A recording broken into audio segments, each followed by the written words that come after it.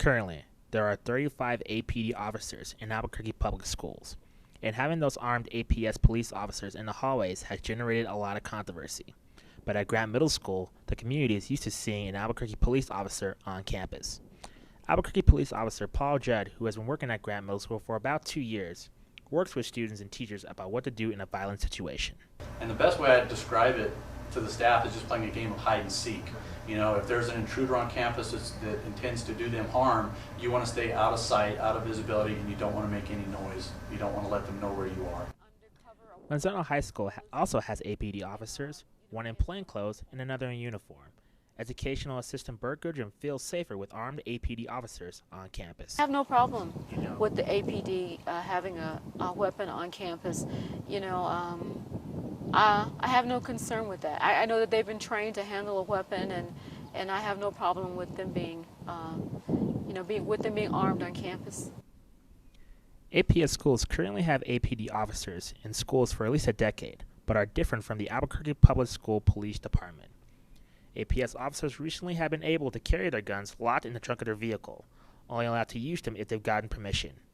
Officer Judd says the issue of using armed APS officers comes up all the time, but he doesn't understand why the school police weren't armed in the first place. Yeah, I didn't see why they didn't carry them in the first place. They are sworn police officers. They go through the same firearms training that we do. It's all state mandated. But this topic actually comes up every year, and for some reason it got a lot more attention this year. Judd explains to students why he's at the school and likes answering their question. Grant Middle School Band Director Mark Goodrum says officers like Judd need to have a positive relationship with the students. I think they've done a really good job. I think it comes down to personalities, and we had one officer that the personality probably didn't work out as well.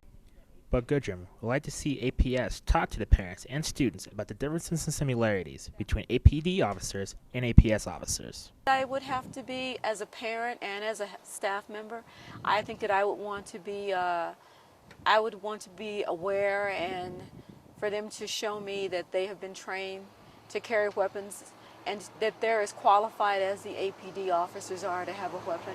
And I think that if they could do that and they could show me the training and that they're qualified, that I would have no problem with it. My only concern would be that they are qualified and to carry a weapon. That will be my only concern. This is Justin Goodrum for Campus Reports.